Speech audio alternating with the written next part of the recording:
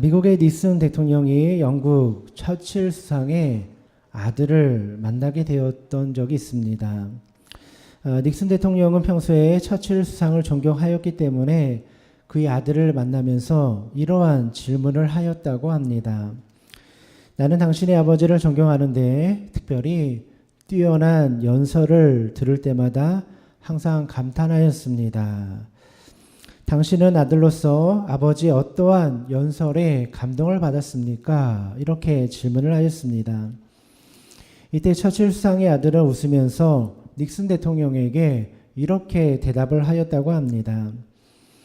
저는 고통스럽게 인내하면서 무엇인가를 추구하는 아버지의 모습을 제일 존경합니다. 저는 아버지가 연설 한 편을 준비하기 위해서 밤을 지새우면서 쓰고 지우고 또 고쳐 쓰는 모습을 밤마다 보았습니다. 이렇게 대답을 하였다고 합니다. 이 닉슨 대통령은 처칠 수상의 연설하는 모습만을 지켜보았던 거죠.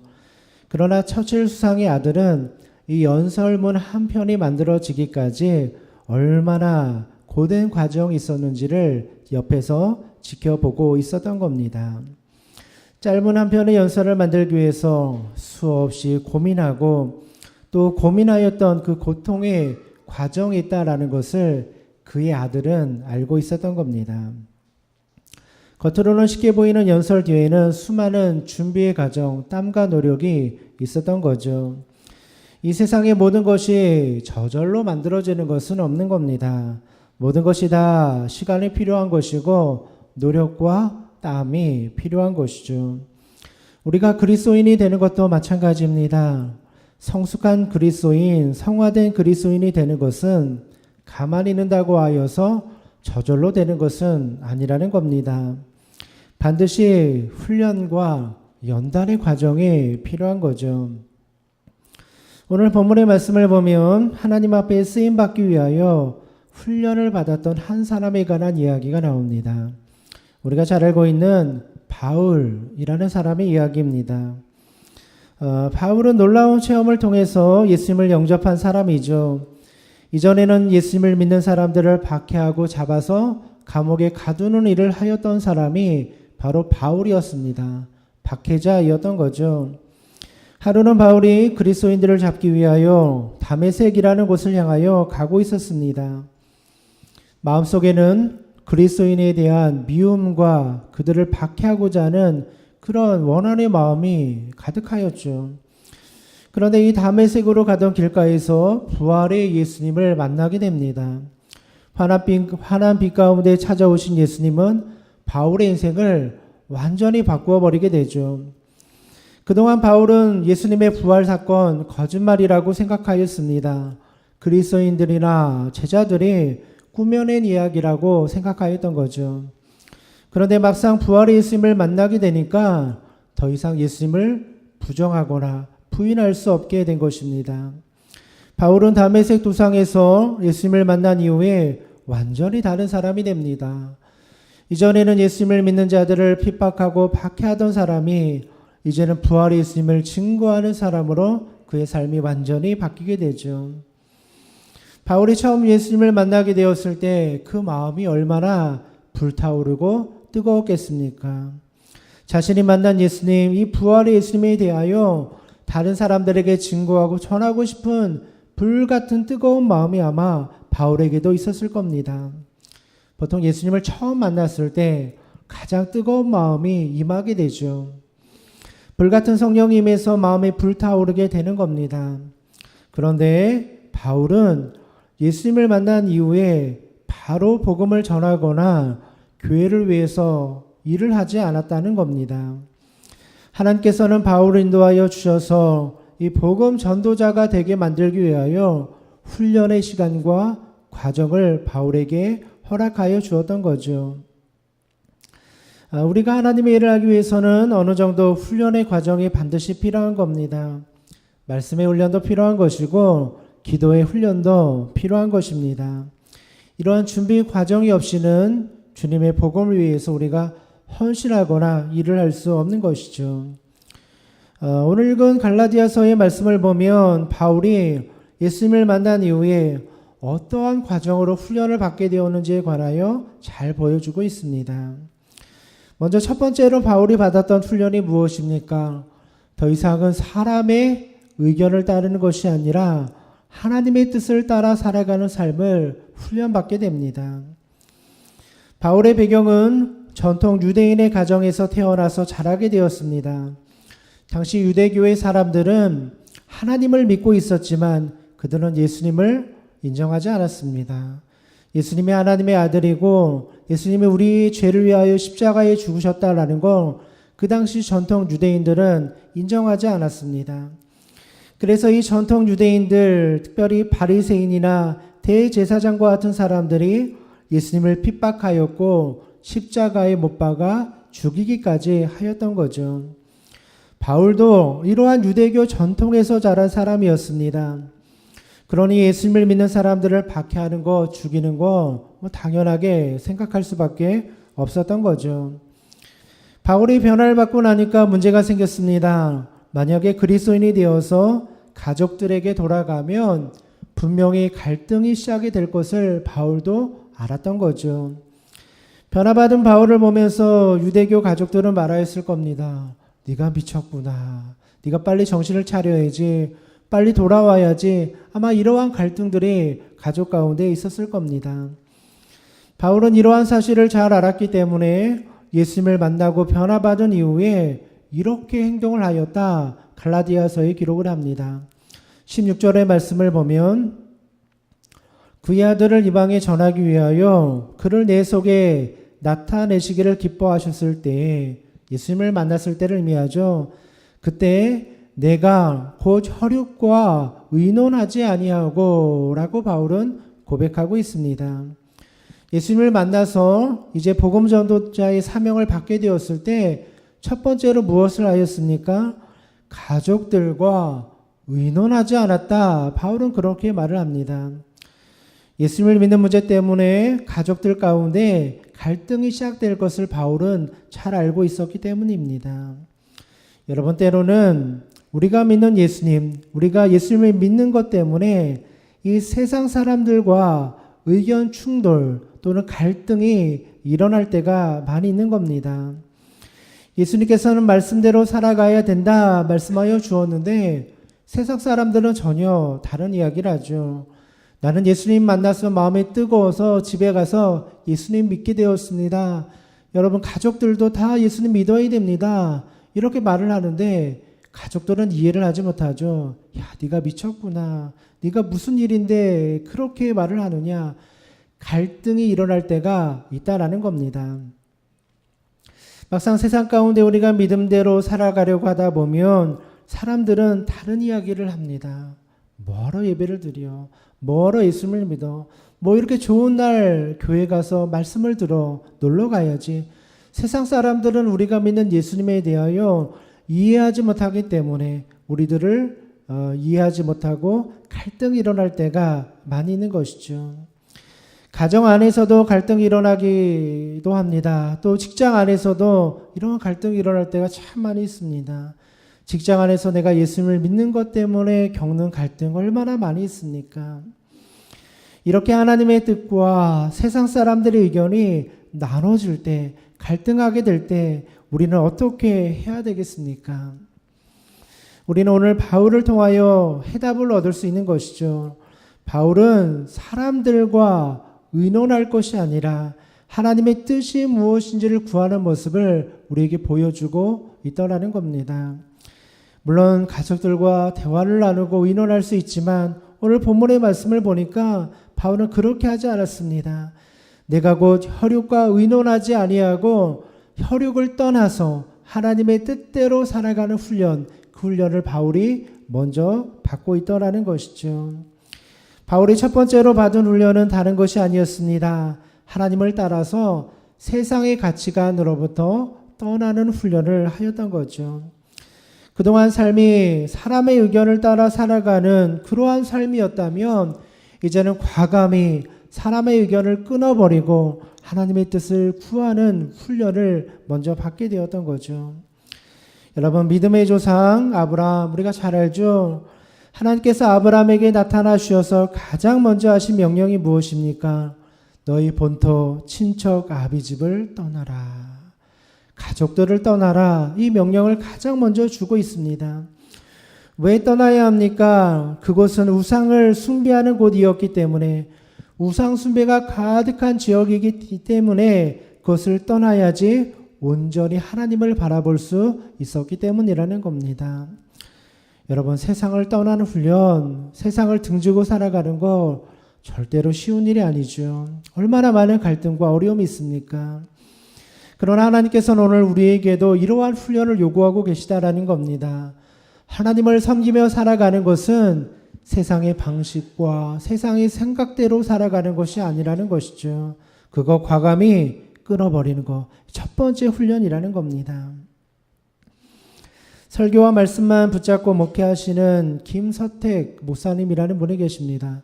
서점에 가면 굉장히 강의 설교집을 많이 쓰시는, 오로지 말씀, 오로지 설교, 여기에만 집중하며 이렇게 목회를 하시는 분입니다. 이분은 과거에 일반 대학을 나오신 분입니다. 서울대학교를 나왔고 좋은 직장을 다니고 있었다고 합니다. 그러다가 예수님을 영접하고 목회의 길을 걷게 되었습니다.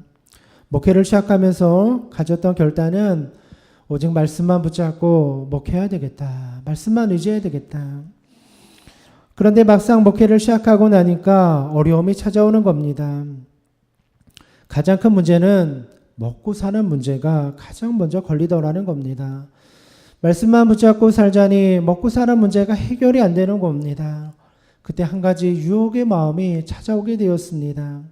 과거에 화려한 학력과 경력이 있으니까 다른 일자리를 한번 찾아볼까.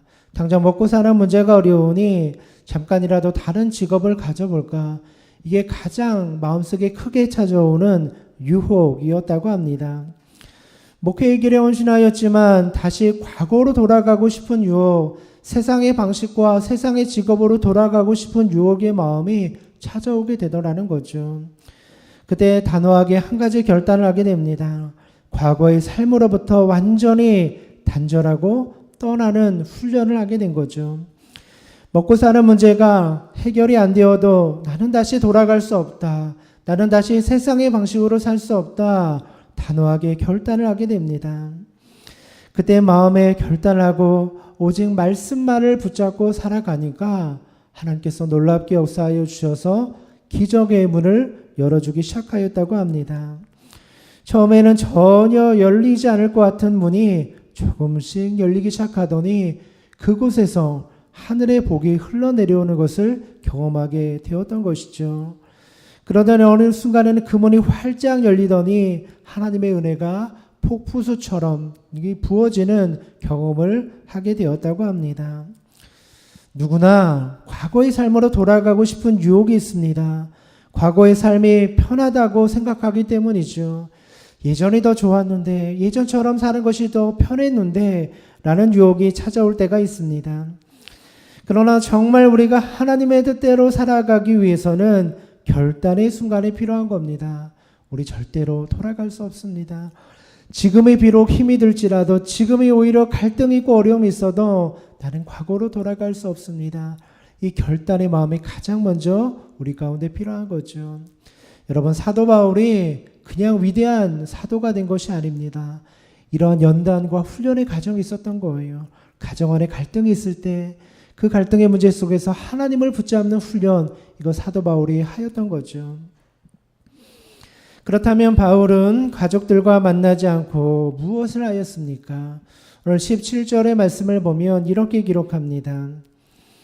또 나보다 먼저 사도된 자들을 만나려고 예루살렘으로 가지 아니하고 아라비아로 갔다가 다시 다메섹으로 돌아갔노라. 17절의 말씀을 보니까 나보다 먼저 사도된 자들을 만나려고 예루살렘으로 가지 않았다. 이렇게 기록합니다. 바울이 예수님을 만나고 사명을 받은 후에 가장 먼저 만나고 싶은 사람들이 있었겠죠. 누구겠습니까? 바로 예수님의 제자들, 예수님을 믿는 성도들을 의미하죠. 오늘날로 말하면 내가 예수님 믿어서 목사님 빨리 만나서 하나님 말씀 좀 들었으면 좋겠다. 전도사님 만나서 내 이 신앙 좀 함께 이야기했으면 좋겠다. 나처럼 예수님 믿는 사람들 좀 만났으면 좋겠다. 이러한 마음이 바울의 마음속에도 있었겠죠. 그래서 가장 먼저 가고 싶었던 곳이 예루살렘 교회가 있는 곳, 제자들이 모여 있는 곳에 가고 싶은 마음에 아마 바울도 있었을 겁니다. 그런데 오늘 17절의 말씀을 보니까 바울은 예루살렘으로 가지 않았다라고 기록하고 있습니다. 제자들과의 교제, 잠깐 미뤄 두었다라는 거죠. 대신에 어디로 갔습니까? 17절의 말씀을 보니까 대신에 아라비아로 갔다라고 성경은 기록하고 있습니다. 그리고 그곳에서 3년이라는 시간을 바울은 보내게 됩니다.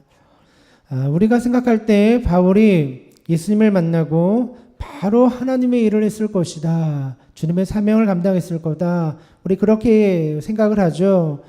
그러나 성경을 보면 바울은 바로 하나님의 일을 한 것이 아니라 아라비아로 가서 3년이라는 시간을 보내게 되었다라고 기록하고 있습니다.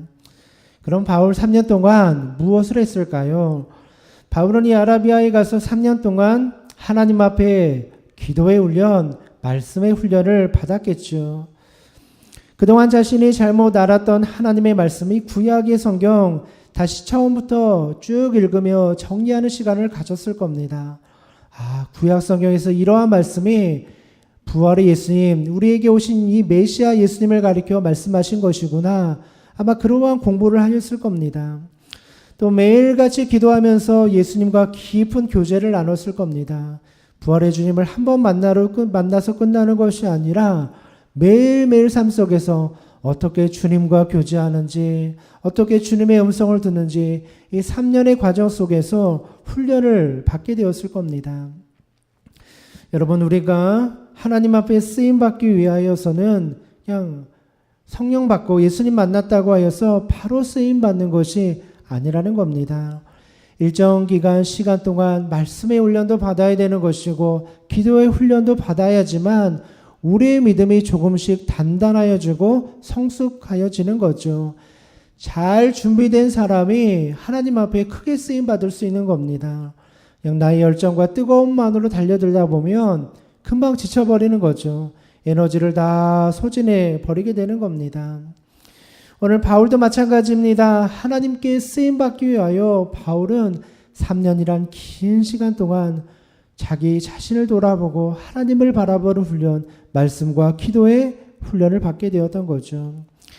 그리고 이 모든 준비 과정이 다 끝난 다음에 어디로 갑니까? 17절의 말씀을 보니까 다시 다메섹으로 갔다 이렇게 기록하고 있습니다. 여기서 왜 다시 다메섹으로 갔다 이렇게 기록하고 있죠?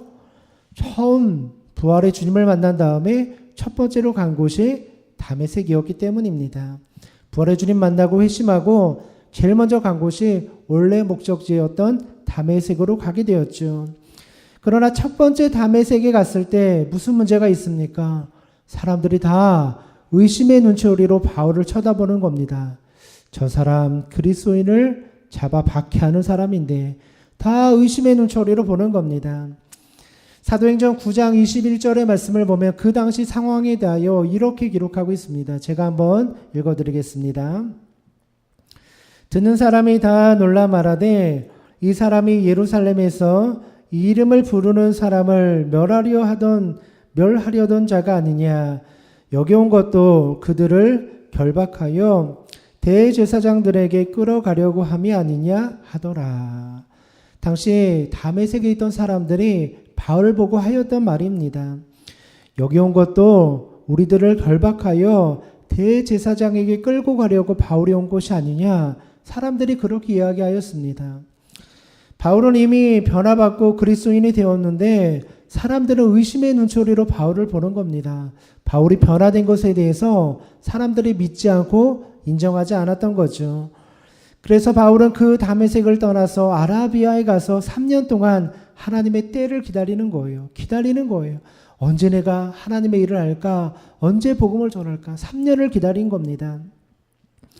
그리고 이제 하나님의 때가 되어서 다시 다메섹에 올라가게 되죠.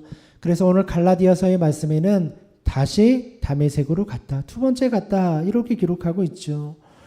두 번째 다메섹으로 들어갔을 때는 놀라운 변화가 일어나게 되죠.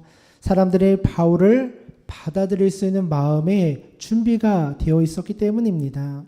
이제 바울이 말할 때 변화받은 바울이지, 이제 하나님의 종으로 쓰임받는 바울이지, 사람들이 그 말을 받아들일 수 있게 되었던 겁니다. 여러분, 때로는 하나님의 일을 할 때 시간이 필요할 때가 있습니다. 우리는 막 뜨거운 열정이 있어서 지금 당장 이 일이 이루어졌으면 좋겠다. 당장 지금 막 모든 게 변화되고 부흥의 역사가 일어났으면 좋겠다. 이런 열정으로 달려들고 싶을 때가 있어요. 그러나 하나님은 뭐라고 말씀하십니까? 바울처럼 3년을 기다려라. 그죠? 잠잠히 3년을 기다려라. 준비의 과정이 필요하다. 이렇게 말씀하실 때가 있다라는 거예요. 여러분, 우리 성취의 교회를 위해서 기도할 때마다 어떤 마음이 드십니까? 답답한 마음이 들죠. 하루아침에 성령이 임하고 막 부흥의 역사가 일어나고 날마다 그냥 새 신자가 찾아오는 교회가 되었으면 얼마나 좋을까, 이런 마음이 있잖아요. 저도 날마다 기도하고 있습니다. 우리 성취의 교회가 좀 새로운 사람들이 자꾸만 들어오는 교회가 되었으면 좋겠다. 이게 떠나가는 사람 있을 수밖에 없죠. 교회가 좀 시간이 지나면 교회를 떠나는 사람이 있을 수밖에 없습니다.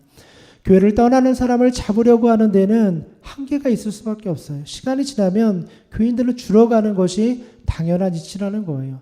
그때 교회가 살 수 있는 길이 무엇입니까? 새로운 사람들이 유입되는 거예요. 우리 교회도 마찬가지입니다.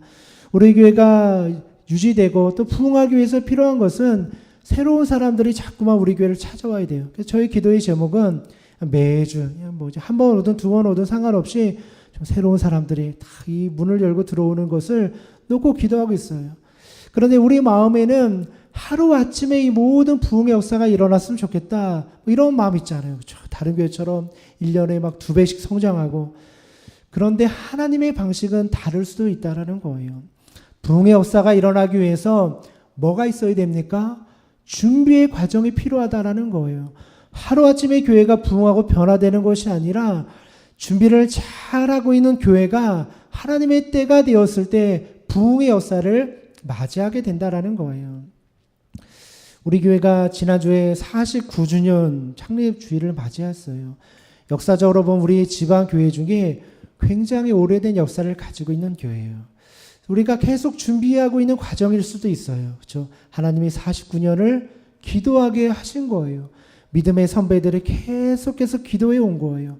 이 교회를 위해서 눈물을 흘리며 땀 흘리며 기도한 우리 성도님들이 얼마나 많이 있습니까? 이제 1년만 지나면 50주년, 이제 반세기 역사를 자랑하는 교회가 됩니다. 어떻게 보면 50년의 역사를 우리는 준비해 왔을지도 몰라요. 하나님이 준비해라, 준비해라. 아직 때가 아니다. 그러나 우리의 소망이 무엇입니까? 하나님의 때를 기다릴 수 있는 마음이 우리 가운데 있어야 되는 것이죠. 하나님, 우리의 믿음이 부족해서 하나님의 역사가 일어나지 않습니까? 그렇다면 우리가 준비된 하나님의 사람이 되기를 원합니다. 금년의 표어처럼 성숙한 그리스도인, 뭡니까? 믿음이 자라서 세상을 변화시킬 정도로 우리의 믿음이 자라는 것을 의미하는 거죠. 힘없이 나약하게 앉아있는 것이 아니라, 믿음 없이 앉아있는 것이 아니라 성숙한 모습으로 세상을 변화시킬 수 있는 마음으로 우리가 자라길 위해서 우리가 준비해야 된다라는 거예요. 준비되어 있지 않으면 쓰임받을 수 없는 거예요. 내년 50주년이 되었는데 우리 믿음이 준비되어 있지 않다면, 우리 기도가 준비되어 있지 않다면 아마 별다른 변화 없이 아마 한 해가 또 지날 수도 있는 거예요. 우리가 소망했으면 좋겠습니다. 사도 바울도 하나님 앞에 쓰임받기 위하여 3년을 준비했습니다. 주님의 제자들도 예수님 따라다니면서 3년을 기도하고 훈련받고 준비했습니다. 그래야지만 쓰임받는 거예요. 그냥 어린아이처럼 그냥 앉아있는 믿음으로는 하나님 앞에 쓰임받을 수 없다라는 거예요. 우리가 진지하게 우리 믿음을 돌아보았으면 좋겠습니다. 교회도 나이를 먹고, 그죠? 우리 신앙의 연수도 나이를 먹잖아요. 여러분이 한 해 한 해 나이를 먹듯이 신앙의 연수도 한 해 한 해 나이를 먹잖아요. 그러면 이제 좀 변화되어야 되지 않겠습니까? 작년과 금년은 좀 달라져야 되지 않겠습니까? 그런 마음으로 제가 이 표를 정한 거예요. 성숙한 그리스도인. 작년과는 달라지는 모습. 내가 달라지면 어떻게 됩니까? 가정이 변화되는 역사가 나타나는 거예요. 내가 변화되면 가정이 변화되는 거예요. 써놨잖아요. 그죠?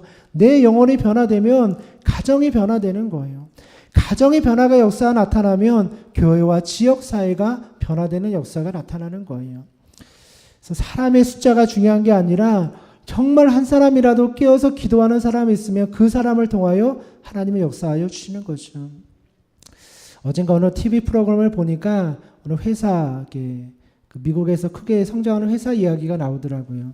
감동을 받은 이야기는 150명의 직장 직원들이 있었다고 합니다. 그런데 9.11 테러가 나오고 여러 가지 미국의 경제 위기가 오면서 150명의 사람이 다 떠나고 회사에 4명이 남게 되었다고 합니다. 생각해 보세요. 150명의 규모의 회사에서 4명이 남게 되었으니 이거 회사 망한 거죠. 그런데 그때 사장이 놀라운 경험을 하게 되었다는 거예요. 150명의 회사 직원이 다 나가고 4명이 남았는데 회사의 매출이 그대로 유지되더라는 거예요. 사장이 그걸 보고 깜짝 놀란 거예요. 그동안 그럼 나머지 150명의 사람들은 도대체 뭘 하고 이 월급을 받았나? 여기에 대해서 의문을 제기하기 시작한 거예요. 정말 일하는 사람 4명만 있으니까 회사의 매출이 줄어들지 않더라는 거예요. 교회도 마찬가지예요. 숫자가 많다고 해서 힘을 발휘하는 것이 아니라는 거예요. 단 몇 명의 사람일지라도 정말 깨어서 기도하는 성숙한 그리스도인, 오늘 사도 바울처럼 준비된 그리스도인이 있다면 그 사람들을 통하여 하나님은 역사하여 주시고 기적을 만들어 주시는 거죠.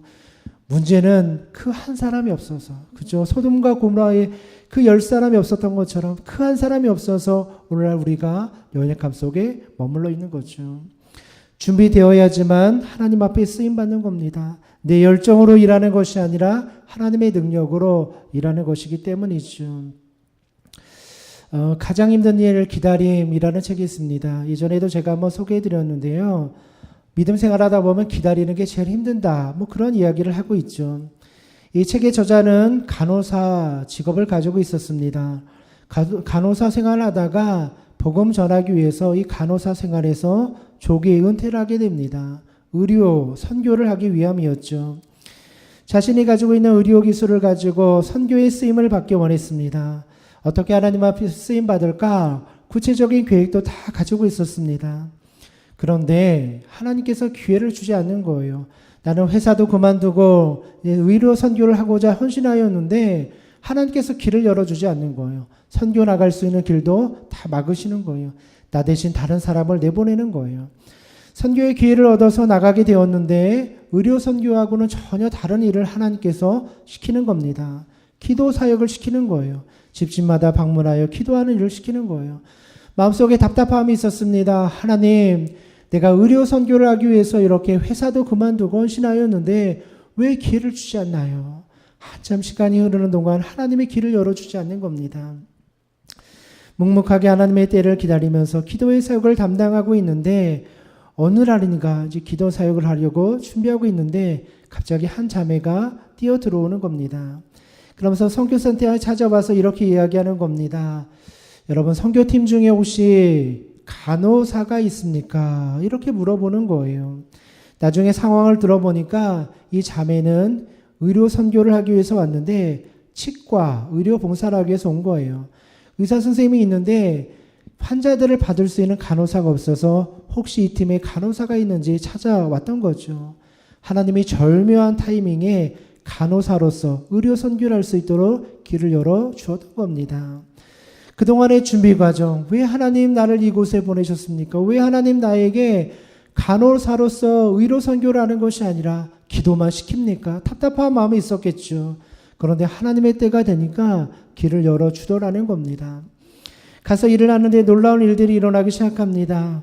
100명 정도의 사람을 만나서 복음을 증거하는데 사람들이 마음의 문을 열고 복음을 받아들이는 겁니다. 그 자리에서 울면서 상담하는 사람도 있고 복음을 마음에 받아들이고 영접하는 사람도 나오게 되었던 거죠. 우리가 하나님 앞에 쓰임받기 위해서 하나님께서 우리를 준비시키실 때가 있다라는 거예요. 하나님, 왜 이곳에 나를 이렇게 보내셨습니까? 답답한 마음으로 일을 할 때가 있죠. 그러나 그 시간에 하나님은 우리 삶을 준비시키실 때가 있다라는 겁니다.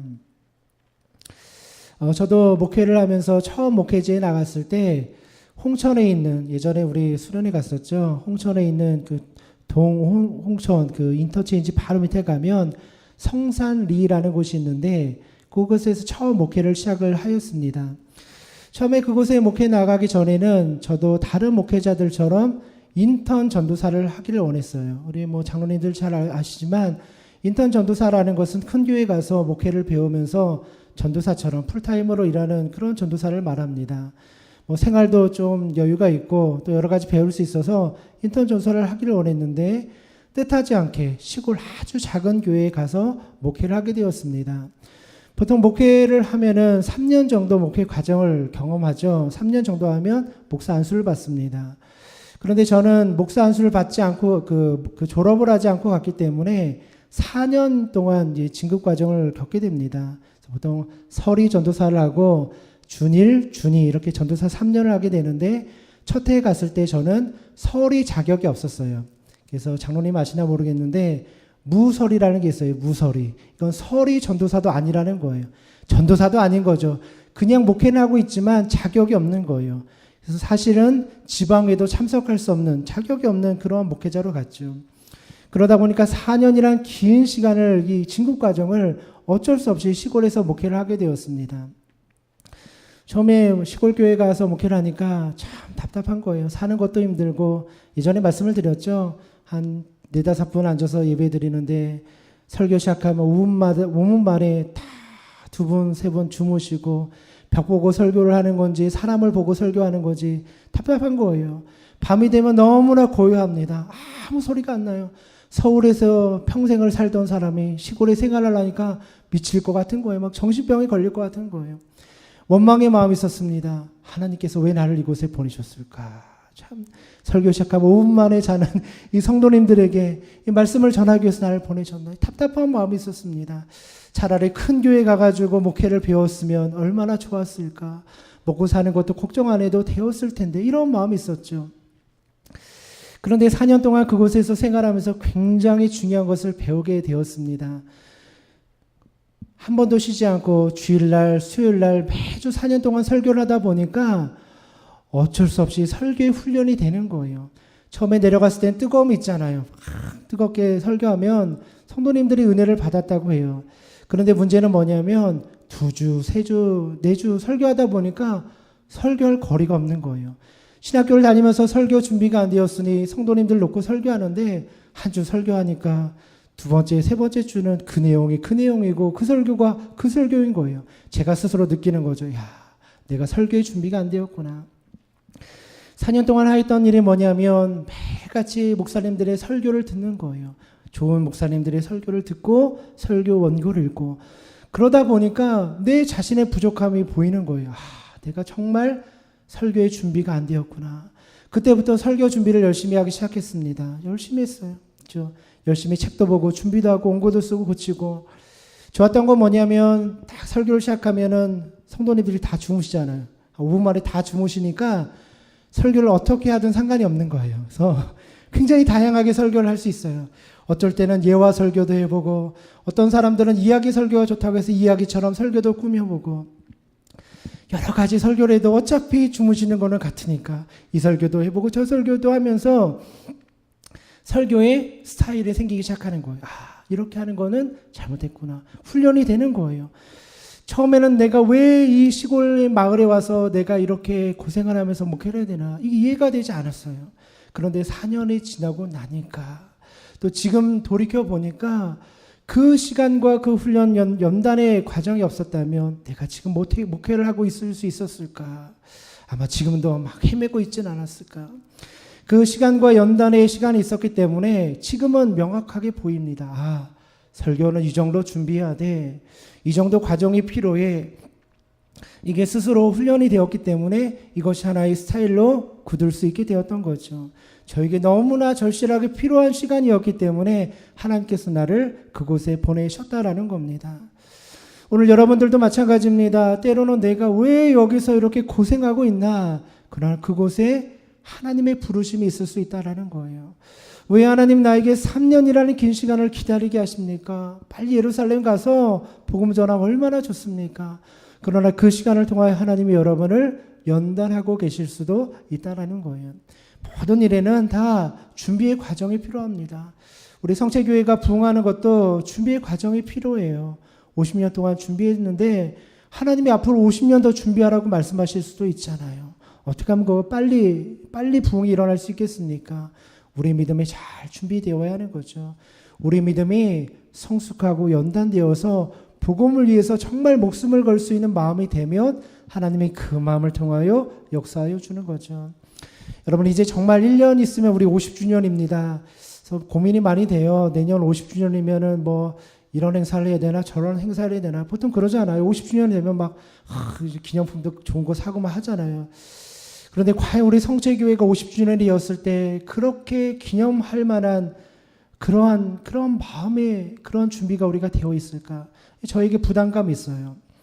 교회가 정말 부흥하고 교회가 정말 새롭게 되어서 우리가 50주년 감사합니다라고 하나님 앞에 예배 드려야 되는데 너무나 부족한 마음으로 하나님 앞에 서면 어떨까? 이게 우리 마음속에 부담감이 있지 않습니까?